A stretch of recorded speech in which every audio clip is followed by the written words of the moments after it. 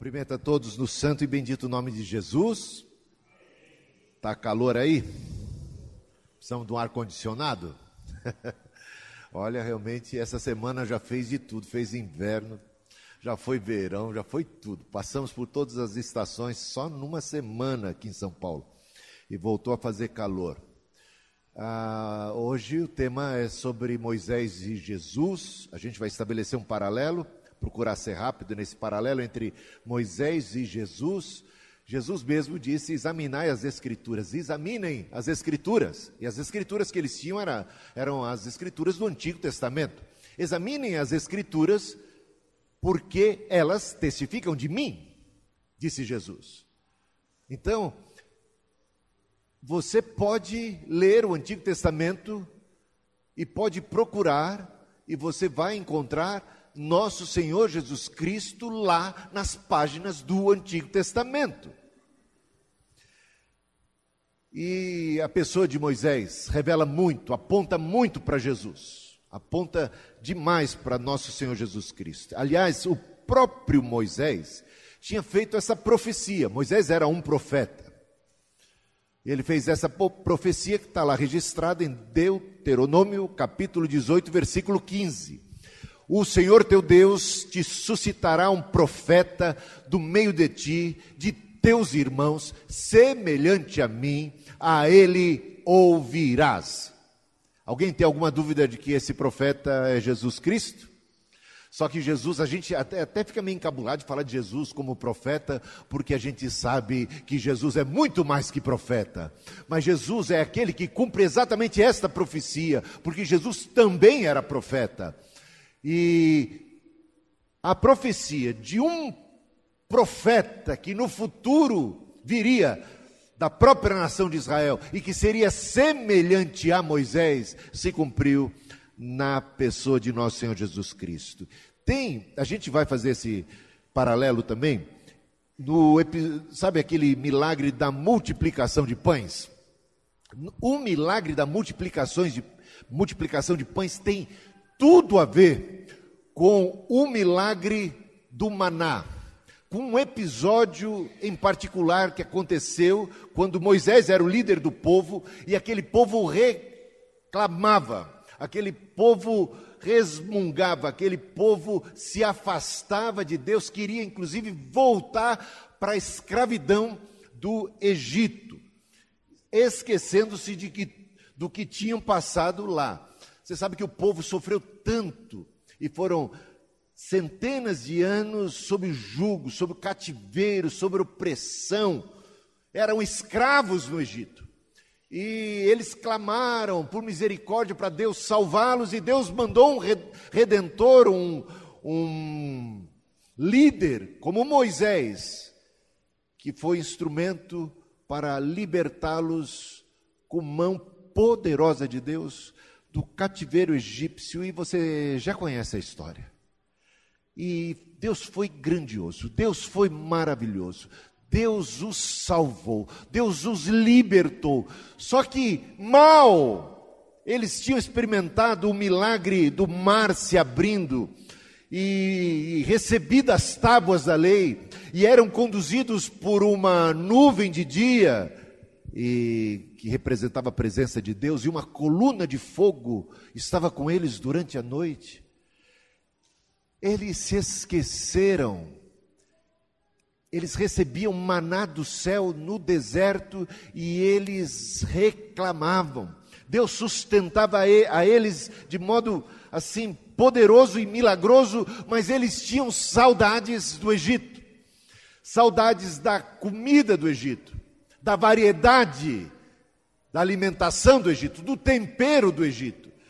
E eles reclamavam e reclamavam e reclamavam por conta daquele período que necessariamente não precisava ser longo, seria um período, mas um período curto, um período de passagem. O deserto não precisava ser a vida deles, era apenas um caminho para a proposta de Deus, para eles como um povo, para a terra de Canaã, uma terra que mana leite e mel, conforme a promessa. Só que eles, por sua incredulidade, por sua ingratidão, com espírito de murmuração, reclamaram e não foram poucas as reclamações, e a gente vai ver o que aconteceu. Mas aqui a gente percebe o seguinte: no episódio, exatamente no episódio da multiplicação de pães, o povo fica maravilhado quando Jesus multiplica pães. Isso está em João capítulo 6. E sabe o que é que nós encontramos lá? Essa declaração, como que um consenso do povo diante de um milagre tão assombroso, tão espetacular, tão fora de série, como foi da multiplicação de pães e peixes. Veja só o que o povo disse: vendo, pois, os homens o sinal que Jesus fizera, disseram: esse é verdadeiramente o profeta que devia vir ao mundo. Uma referência à profecia de Moisés, aquele a quem Moisés se referia quando profetizou: um profeta semelhante a mim virá, e a esse vocês devem ouvir. Se cumpre na pessoa de Jesus, e o povo, diante da multiplicação de pães e peixes, reconheceu tratar-se da pessoa de nosso Senhor Jesus Cristo. E o paralelo só está começando, temos muita coisa para falar, mas vamos, de maneira resumida, apresentar para vocês. Veja só, Moisés e Jesus, o que é que a gente pode dizer? Como é que nasceu Moisés? Em que condição? Moisés e Jesus passaram pelo mesmo por ocasião de seu nascimento. O rei, tanto o faraó como o rei Herodes, mandaram matar os meninos. Lembra disso? E eles foram preservados também por mão de Deus. Outra coisa em comum: ambos deixaram para trás riquezas e privilégios, como príncipes que eram, em nome da missão. Ambos foram chamados do Egito. Ambos jejuaram 40 dias. Ambos realizaram milagres espetaculares. Ambos mediaram pactos com Deus, o Antigo Testamento, o Antigo Pacto, a Antiga Aliança, e o Novo Testamento, a Nova Aliança. Ambos foram notáveis pela mansidão. E é só você observar o que diz Números capítulo 12, versículo 3, e Mateus, capítulo 11, versículo 29. Ambos têm a ver com sustento miraculoso da multidão, quer através do maná, codornizas, quer através da multiplicação de pães e peixes. Ambos cumpriram uma missão redentora. Ambos trouxeram a Páscoa, o êxodo, a libertação, a redenção.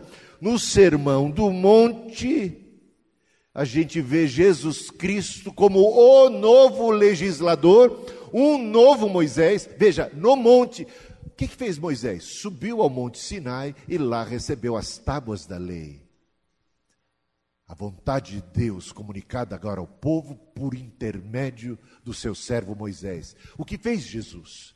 Subiu do seu sermão mais conhecido. Ele sobe ao monte. É chamado e conhecido como o sermão da montanha, o sermão do monte. Ele sobe ao monte e, como novo legislador, ele diz: ouvistes o que foi dito? E o que foi dito por intermédio de Moisés. E ele diz: eu, porém, vos digo. Estava ali alguém que era maior do que o próprio Moisés. E ele traz ensino, ele traz a lei. Um novo mandamento vos dou. E no Monte da Transfiguração, Moisés e Elias, o continuador e resgatador do legado de Moisés, o Elias, se fazem ali presentes, como que representando a lei e os profetas, que testificam que Jesus é o Cristo, o cumprimento da lei e dos profetas. No Monte da Transfiguração também estavam falando com Jesus de seu êxodo, ou da sua passagem, da sua Páscoa, da sua morte redentora. Ele, o Cordeiro de Deus que tira o pecado do mundo. Ele, o Cordeiro Pascal. Cristo é o nosso Cordeiro da Páscoa. A nossa Páscoa é Jesus. Nele temos a nossa redenção, através desse sangue precioso, desse Cordeiro debaixo do sangue dele estamos, dessa cobertura, o anjo da morte não nos atinge, passa batido pela nossa vida.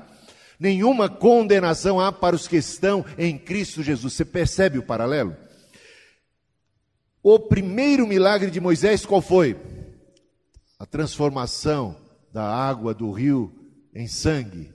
O primeiro milagre de Jesus, como é que foi? Também não teve a ver com água? Não é impressionante? E houve também uma transformação. A água transformou-se em vinho. O primeiro milagre de um paralelo com o primeiro milagre do outro. Moisés e o milagre do mar que se abriu.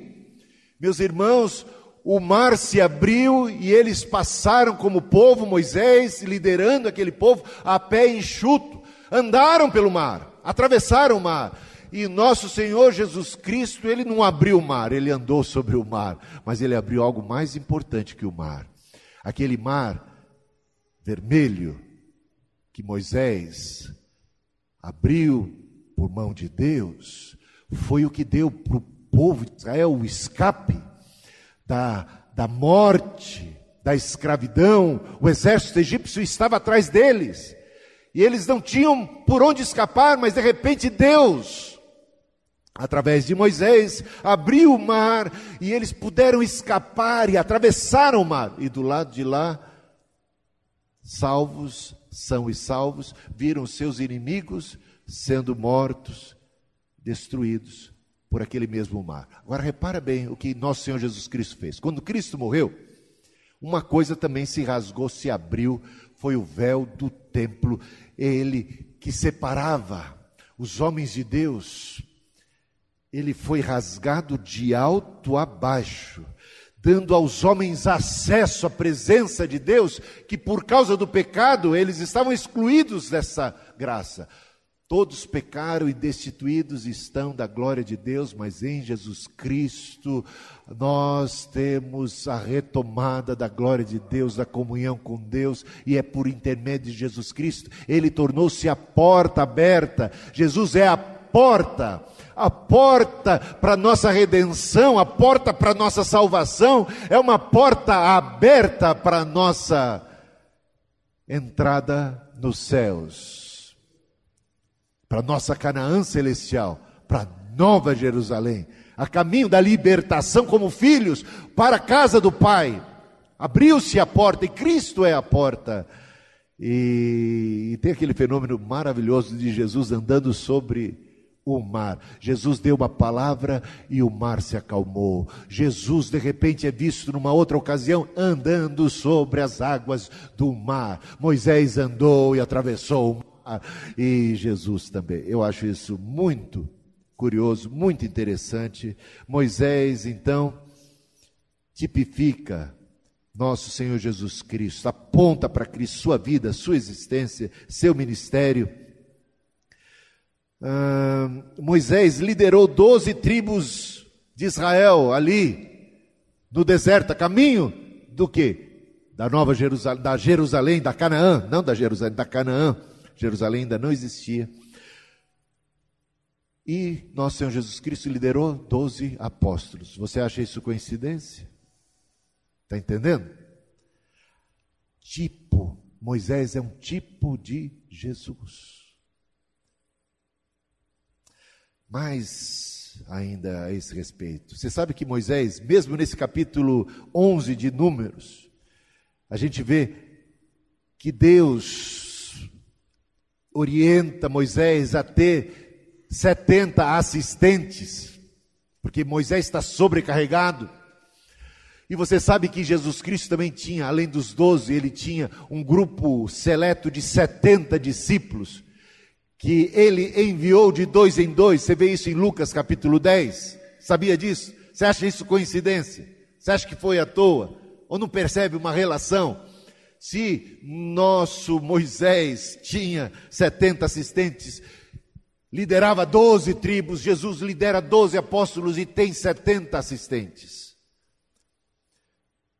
Jesus celebrou a Páscoa transformando-a na celebração do novo pacto, da nova aliança. Os temas do Êxodo, tais como as pragas, aquelas 10 pragas que se abateram sobre o Egito, as trombetas, as taças, permeiam também o Apocalipse, que é a revelação de nosso Senhor Jesus Cristo.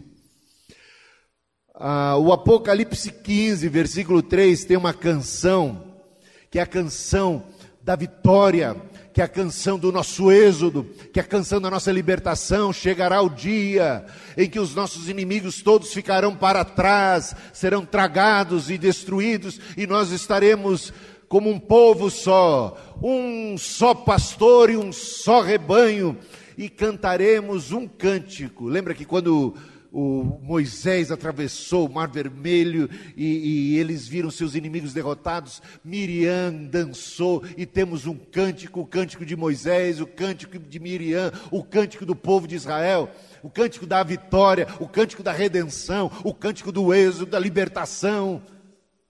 Meus irmãos, nós também cantaremos. E sabe que canção que nós vamos cantar? É a canção de Moisés e do Cordeiro. É o que está escrito aqui. E eles cantavam o cântico de Moisés, servo de Deus, e do Cordeiro. Meus irmãos, haverá uma fusão desses dois êxodos, desses dois momentos históricos, um apontando para o maior. O êxodo, a Páscoa judaica, apontando para aquela libertação que Deus em Cristo traz a todo ser humano. Cristo é o Cordeiro de Deus para perdão de todo aquele que crê, primeiro do judeu, depois também do gentio, quem quer que seja, o Cordeiro de Deus que tira o pecado não apenas de um povo, não apenas de uma nação, mas do mundo. E nós cantaremos em louvor a essa obra que já encontramos nas páginas do Antigo Testamento, algo histórico tremendo, mostrando como Deus é poderoso para libertar, para salvar, e como isso tem a ver não apenas com o povo, mas com toda a humanidade. Amém? Aqui, para concluir essa parte, o ano do jubileu, que encontramos ali prescrito, ou como que profetizado, orientado por Moisés, em Levítico, capítulo 25. Jamais, em toda a história do povo judeu, cumpriu-se do jeito que foi dito que deveria ser cumprido, por causa do egoísmo. Você sabe o que se trata o ano do jubileu? É o ano da reparação, é o ano, se alguém, acontecer de 50 em 50 anos, se alguém naquele período tinha empobrecido, tinha sido feito até escravo, chegava no ano do jubileu, ele era liberto, suas dívidas eram perdoadas, era zerada a sua conta, para que não houvesse miseráveis no povo de Deus. De 50 em 50 anos, era tocada trombeta e proclamado o ano do jubileu, que era o ano de justiça. Quase que, podemos dizer, reforma agrária, né? Bem, não dessa do tipo da foice aí, e do machado na força, mas pelo Espírito de Deus, meus irmãos. Pelo Espírito de Deus, corações abertos para o outro, para reparar o dano, para ver mais justiça, para ver mais. Isso nunca aconteceu na história de Israel, mas de repente, havia uma profecia de Isaías, capítulo 61, que diz assim: o Espírito do Senhor está sobre mim, pelo que me ungiu para apregoar o ano aceitável ao Senhor, que é o ano do jubileu. Jesus Cristo, quando inicia o seu ministério, depois de batizado, ele entra numa sinagoga, ele abre as escrituras sagradas exatamente em Isaías capítulo 61 e lê, para apregoar o ano aceitável do Senhor. O Espírito de Deus está sobre mim para apregoar, para proclamar libertação aos cativos. E ele disse: hoje se cumpriu a profecia que acabais de escutar. Você sabe o que aconteceu quando o Espírito Santo foi derramado? Quando o Espírito Santo foi derramado sobre a igreja, as pessoas espontaneamente começaram a cumprir a lei do jubileu. Nem por força, nem por violência, mas pelo meu Espírito. É só ler Atos capítulo 2. Ver a atitude de Barnabé e de tantos outros. Bom, cumpre-se o ano do jubileu, proclamado por Moisés na pessoa de Jesus Cristo e na sua igreja, o corpo de Cristo. Agora a gente entra então numa comparação de Números capítulo 11 com João capítulo 6. Gente, eu não tenho tempo aqui, a gente não tem tempo hoje, como é uma pregação, para fazer isso com todo o devido cuidado, mas por alto eu vou dar para vocês aquilo que há de interessante, como há um paralelo entre Números 11 e João capítulo 6. Ambos falam de milagres de pães, e ambos se referem a uma proximidade em relação à Páscoa. Milagres de pães relacionados à Páscoa. As tábuas da lei foram dadas para o povo de Israel no Monte Sinai. Jesus sobe ao monte e dá a nova lei para o seu povo. Seguiram a nuvem e a arca no Antigo Testamento, em Números, você vê Números capítulo 10, Números capítulo 11, mostrando como Deus estava presente. Deus se fazia presente simbolicamente através da arca, fazia-se presente simbolicamente através daquela nuvem que os guiava. Era um povo sendo guiado pela nuvem, sendo guiado pela arca, a arca que ia diante do povo. Era um povo sendo guiado por Deus. Deus estava à frente, e eles estavam sendo guiados por Deus. E temos Jesus guiando o povo, um povo seguindo a Jesus, um povo indo ao deserto para escutar a Jesus. Então, se num texto temos um povo sendo guiado por Deus, e de repente se deparando com um deserto, temos no Novo Testamento um povo sendo guiado por Cristo, e de repente se vendo em meio ao deserto. O que é muito interessante para nós é observar o seguinte: você pode estar seguindo a Jesus e de repente se deparar em um deserto. Você pode obedecer a Jesus, entrar no barco e de repente se vê em meio a um temporal. Meus irmãos, não devemos estranhar o deserto. O deserto faz parte da nossa caminhada, faz parte da jornada cristã, de um povo que está a caminho de uma terra prometida, de uma Canaã celestial, que tem uma promessa bendita, que está sendo guiado.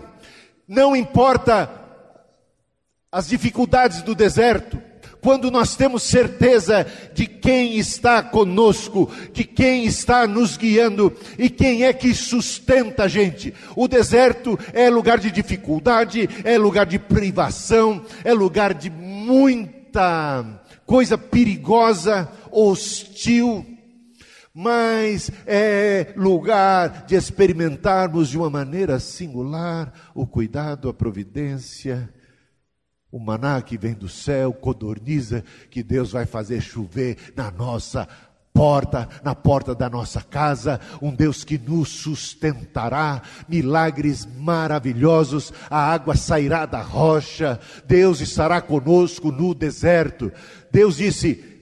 Jesus disse, no mundo tereis desertos, tereis aflições, tereis dificuldades, mas tende bom ânimo, eu venci o mundo, eis que estarei convosco todos os dias até a consumação dos séculos. Então tenha confiança em Deus. Se guiados pela nuvem se viram no meio do deserto, como um caminho até Canaã, guiados por nosso Senhor Jesus Cristo estão no deserto, e é muito curioso isso.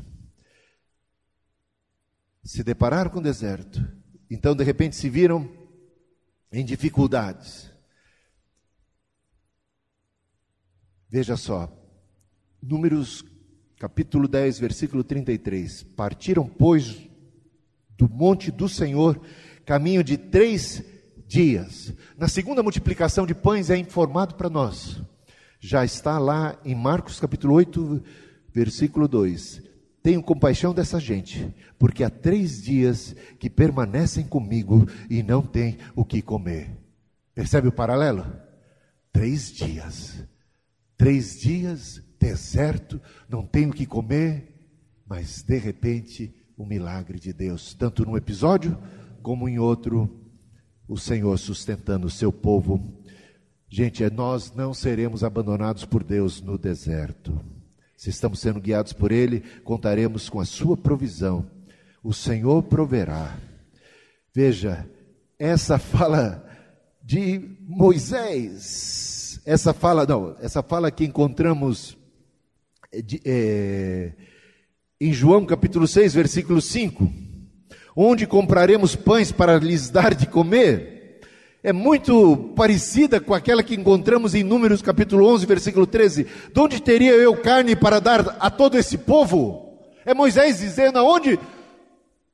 Como é que eu vou alimentar todo esse povo? Esse povo está reclamando, querendo carne, mas a gente não tem bezerro suficiente para matar e sustentar todo esse povo. De repente é o mesmo problema. Escassez de recursos, de alimento, para um povo faminto, para uma multidão enorme. Num episódio e em outro temos esses servos de Deus, esses discípulos, seja Filipe, onde compraremos pães para lhes dar a comer a esse povo? E Moisés, onde é que a gente vai encontrar carne suficiente para alimentar esse povo? Está percebendo esse paralelo? E outra coisa que a gente encontra, em Números 11, 22, versículo 22, é dito, matar-se-ão para eles rebanhos de ovelhas e de gado que lhes bastem?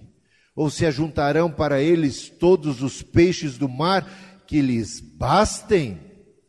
E em João 6, versículos 7 e 9, não lhes bastariam 200 denários de pão para receber cada um o seu pedaço? Está aí um rapaz que tem 5 pães de cevada e 2 peixinhos.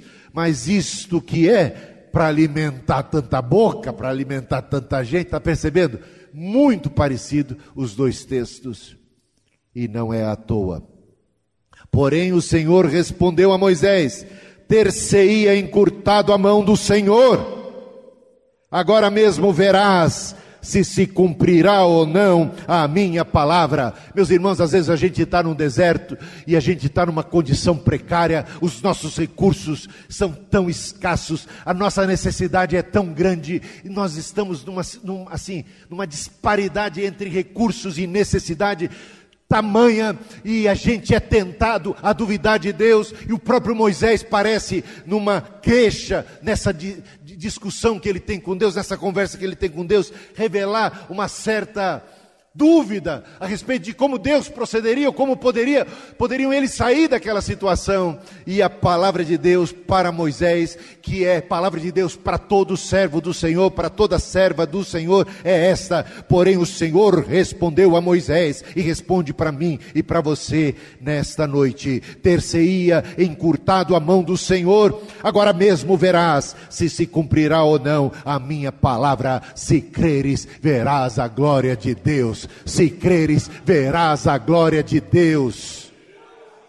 Então Jesus tomou os pães. Se lá Deus disse, será que a mão de Deus está encurtada? Será que ele não dá conta do recado? Será que ele se sente pequeno, inferiorizado diante de tamanho desafio? Nós temos aqui Jesus não falando, mas Jesus tomando a sua mão, a mão de nosso Senhor Jesus Cristo, não foi encurtada, não é mão pequena, não é mão diminuta, não perdeu o poder, ele continua o mesmo ontem, hoje e eternamente. Então Jesus tomou os pães, eram poucos, ele tomou os 5 pães e, tendo dado graças, distribuiu entre eles, e também igualmente os peixes. Quanto queriam, meus irmãos, quando Deus se manifesta poderosamente na nossa vida. E olha que eu não sou da teologia da prosperidade, mas eu vou dizer, vai sobejar, vai sobrar ainda 12 cestos, você pode comer o quanto você quiser, só não vai passar mal. né? Porque às vezes a gente passa mal de tanto querer comer. Gente, eu acho isso maravilhoso. O cuidado, a provisão de Deus é extraordinária. 5 pães e 2 peixinhos, o que é para alimentar tanta gente? E a gente se sente às vezes tão pequeno diante de gigantes. Mas o Senhor conosco é a certeza da vitória. Mas em todas estas coisas somos mais do que vencedores por aquele que nos amou. O que é que a gente vê de problema ali? Num grupo e no outro, numa história e na outra. A gente vê o problema da cobiça. A gente vê o problema do materialismo. Sabe, o povo tinha sido liberto, o povo estava sendo cuidado por Deus, eles presenciaram milagres, eles tinham que beber, eles tinham que comer, eles tinham cuidado de Deus, mas isso não foi suficiente para eles cobiçavam as coisas do Egito, cobiçavam as coisas do mundo, as coisas mundanas.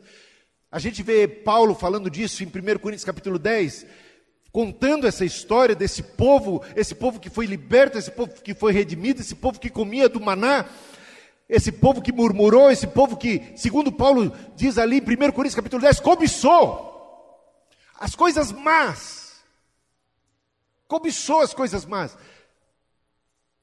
e por conta disso pereceu no deserto, foi condenado a não entrar na terra prometida, cobiçou.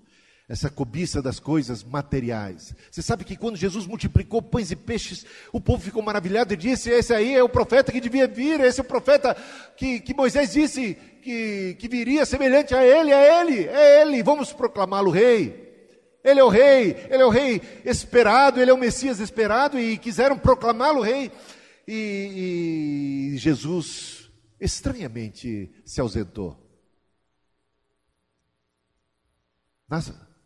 De maneira discreta, eles, enquanto planejavam, Jesus viu aquilo, Jesus não gostou do que viu e caiu fora. Mas por que ele caiu fora, se de fato Jesus é o rei dos judeus, é o rei dos reis, é o Senhor dos senhores? Porque se ele veio para esse mundo, por que ele não aceitou ser coroado por aquele povo que estava admirado? Por que ele não aceitou? No dia seguinte fica revelado isso. Ainda estamos em João capítulo 6. Jesus chega no dia seguinte, o povo está com coroa, tapete vermelho, capa, tudo pronto para coroar nosso Senhor Jesus Cristo. E Jesus disse para eles, com todas as letras, de maneira bem franca: vocês me procuram só por causa do pão que perece. E ele começa a falar do maná. Eu sou o maná, eu sou o pão vivo que desceu do céu. Jesus disse em outras passagens da Bíblia que ele não veio para reinar aqui neste mundo. Assim, de uma maneira tão límpida e clara, sabe o que ele disse? O meu reino não é desse mundo. O meu reino não vem com aparência física. Nem dirão: eis que o reino de Deus está ali, ou o reino de Deus está acolá. Jesus disse: o reino de Deus está no meio de vós. Isso não é uma opinião minha. Isso não é uma teologia minha. Isso são palavras de nosso Senhor Jesus Cristo. As pessoas queriam coroá-lo rei, um rei político, um salvador, um rei que vai botar ordem na casa e tal, e Jesus comunica que o seu reinado é espiritual, e que o valor das coisas que ele veio trazer vão muito além das materiais. Não é que ele não tem nada a ver com o material, tanto que ele tem, que ele estava multiplicando pães e peixes, que ele estava curando enfermos, que ele estava abençoando as vidas, que ele cuida de nós materialmente, porque sabe que somos pó, que precisamos, que dependemos, mas cada um dos milagres de nosso Senhor Jesus Cristo apontam para a sua divindade e para a realidade de um reino que é um reino eterno e espiritual e celestial. Meus irmãos, aqui nesse mundo ainda teremos aflições, aqui nesse mundo ainda vamos sofrer oposição, vamos ser perseguidos. Seguimos a Cristo e de repente nos vemos diante de ameaças, diante de morte. Aqui não é o nosso lar, nós somos peregrinos. Os próprios patriarcas Abraão, Isaque e Jacó, quando estiveram em terra santa, em terra prometida, em Canaã, terra que Deus prometeu a Abraão e aos seus descendentes, quando lá estiveram, diz o autor de Hebreus capítulo 11, não construíram casas com fundamentos sólidos, habitaram em tendas, porque estavam conscientes de que aquele não era o lar deles, que aquela não era a terra prometida. Aquela era uma terra prometida, sim, mas ela apontava para uma outra terra prometida, a celestial. Ela era um tipo, era algo como que Deus é eterno, e Ele tem uma cidade para nós também eterna, com fundamentos sólidos, indestrutíveis. A barragem celestial não cai, não cede jamais. É bem feita. A casa que Deus tem para nós, e o nosso próprio edifício, esse físico, se revestirá de incorruptibilidade. O que Deus tem para nós é algo que transcende a vida presente. Somos peregrinos nesta terra, guarde essa informação. Essa terra é para nós como um deserto, é um caminho, a bênção, a milagre, a ajuda, a socorro, é o Senhor nos guiando. Ele disse que estaria conosco todos os dias, Ele cumpre a sua palavra, mas isso é uma passagem. Meus irmãos, nós não pertencemos a essa realidade de maneira definitiva. Aqui é o nosso lugar de passagem. Estamos aqui como que num deserto a caminho de uma nova Jerusalém, de uma pátria definitiva celestial e maravilhosa. Mas esse povo, a caminho de Canaã, a caminho da sua terra prometida, esse povo murmurava, se queixava, e isso por conta da cobiça. Pensavam nas coisas dos homens e não nas coisas de Deus. Cuidado com cobiça que te afasta de Deus. Cuidado com cobiça que faz você quebrar o mandamento. Com cobiça que faz você desobedecer a Deus. Cuidado com a cobiça que toma conta da nossa mente e do nosso coração e faz a gente se desviar do santo e perfeito caminho.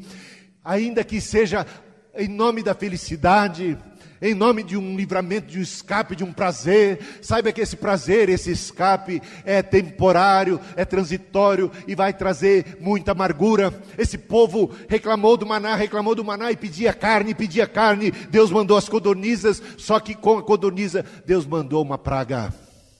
Você está querendo carne? Então toma carne. E aí você vai usufruir daquela carne, só que você vai padecer.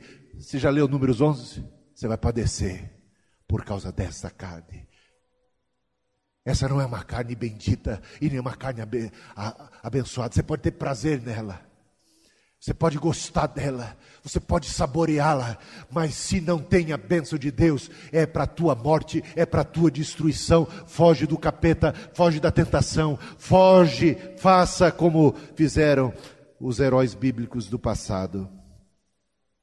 E eles revelaram ingratidão, eles eram murmuradores, eles perderam a fé e a confiança em Deus, e eles a abandonaram. Quando Jesus fala sobre ser Ele o pão vivo que desceu do céu, aquela parte interessante, o que importa mesmo, meus irmãos, é o pão que não perece, é a vida eterna. Do que importa, do que vale ao homem ganhar o mundo inteiro e perder a sua alma, disse Jesus. Quando Jesus fala disso, o povo não quer saber. Meus irmãos, as igrejas hoje estão abarrotadas e cheias de gente que estão fazendo de Cristo um caminho para serem bem-sucedidos nessa vida, que são eles materialistas, hedonistas, existencialistas, pensam em Deus apenas como um meio para se darem bem, para conquistar a realização dos seus sonhos, de serem famosos, de serem poderosos, de conquistarem isso, de comprarem aquilo. Meus irmãos, Jesus tem nojo de atitude desse tipo. E de repente o pessoal abandonou, bateram em retirada toda aquela multidão que queria proclamá-lo rei no instante subsequente, estava batendo em retirada. Jesus ficou sozinho com os 12, e se volta para os 12 e pergunta: e vocês também não querem puxar o carro? Não querem me abandonar? Ninguém é obrigado a ficar. E aí a resposta de Pedro em nome dos discípulos Para onde iremos nós? Só tu tens as palavras de vida eterna. Nem só de pão viverá o homem, mas de toda palavra que sai da boca de Deus, meus irmãos. Aí vimos um Cristo abandonado, aí vimos um povo de Israel querendo abandonar a jornada, abandonar o caminho, voltar atrás, pela atração do Egito, em rebelião. Você sabe que em Números capítulo 11, desceu fogo do céu, e misericordiosamente o fogo só pegou só a beirada do arraial, mas tinha gente que estava vivendo na beirada, meus irmãos, e que morreu quando o fogo desceu. Só pegou a borda do arraial. Foi juízo, quando eles murmuraram, o juízo veio, e veio forte, mas por misericórdia não acabou com o povo, pegou a beirada do arraial. Tem gente que vai se distanciando da congregação, que vai se distanciando do centro, que vai se distanciando do eixo, que vai por murmuração, que vai por cobiça, que vai por qualquer outra razão que seja, se separando de Cristo e do corpo de Cristo, e corre um risco severo de estarem seguindo a Cristo, a Deus, de longe. Esses são os primeiros a serem consumidos. Deus, como fogo consumidor, o juízo de Deus não tarda e será severo sobre aquela geração. Apesar de muita misericórdia que receberam, eles incorreram repetidas vezes no mesmo erro. Bom, esse é o Salmo 106. A partir do versículo 10, temos como que um resumo daquele episódio de Moisés. Veja só: salvou-os das mãos de quem os odiava e os redimiu do poder do inimigo. Versículo 11: as águas cobriram os seus opressores, nenhum deles escapou. Então creram nas suas palavras e lhes cantaram louvor. Creram ou não creram? Creram. Louvaram ou não louvaram? Louvaram. O problema de Israel é que eles eram inconstantes. Versículo 13, na sequência: cedo, porém, se esqueceram das suas obras e não lhe aguardaram os desígnios. Se esqueceram dos grandes feitos de Deus em favor deles e não obedeceram os mandamentos e foram rebeldes. E o versículo 14: entregaram-se à cobiça no deserto e tentaram a Deus na solidão. Concedeu-lhes o que pediram, as codornizas, mas fez definhar-lhes a alma. E aí? Vamos terminar então a mensagem? Conclusão. Lições que extraímos, como que um resumo agora. Reconheça que o deserto faz parte da jornada cristã. Amém? Ninguém está muito animado para dizer amém nessa parte, né? Segundo, não cobice coisas que lhe afastem, ou afastem você de Deus. Terceiro, não seja murmurador. Quarto, não seja ansioso, não andeis ansioso por coisa alguma. Quanta pressa de passar por aquilo, de pular etapas. Já assistiram aquele filme O Clique, né?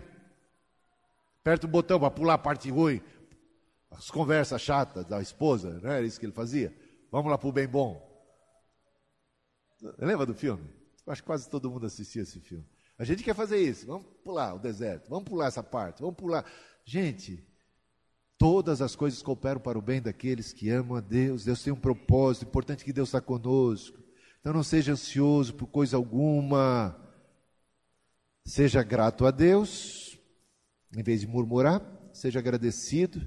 Confie e descanse na providência divina. O Senhor proverá, Ele não falha, a mão dele não está curta, seu braço não está assim, encolhido, Ele está com braços estendidos e pronto a nos abençoar, confia no Senhor. E por fim, não se afaste de Deus, não se afaste do corpo de Cristo, não deixe de congregar. Coloquemos-nos em pé.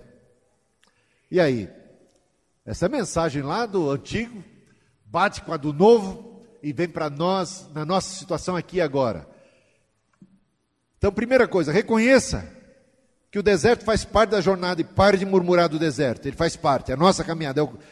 Deus está conosco nesse deserto. Tem aflição, mas tem vitória, tem bom ânimo. Não cobice as coisas que afastam você de Deus. Não seja murmurador, não seja ansioso. Seja grato a Deus, confie, descanse na providência divina. Lancemos sobre Deus toda a ansiedade, porque Ele tem cuidado de nós. Não se afaste da congregação. Não fique na margem. Não siga Jesus de longe. Deus tem uma bênção para o seu povo. Amém? Tem alguém bravo com a gente aqui hoje. É o Samuel. Não é ele, não. Falha técnica só. A gente não tem que ver o diabo em tudo quanto é canto, né? O diabo está tudo quanto é canto. Eu sei que ele está. Eu vejo um texto bíblico muito claro a respeito disso. Ele fala assim: nós não subestimamos os ardis do maligno, mas por outro lado, nós fixamos os nossos olhos no autor e consumador da fé. O diabo está agindo, tá, mas maior é Deus. Essa perspectiva que um cristão deve ter. O diabo é forte, poderoso, mais forte do que a gente é, mas perto de Deus ele não é nada, não é? Perto de Deus ele não é nada. Maior é aquele que está em nós do que aquele que está no mundo. É isso aí.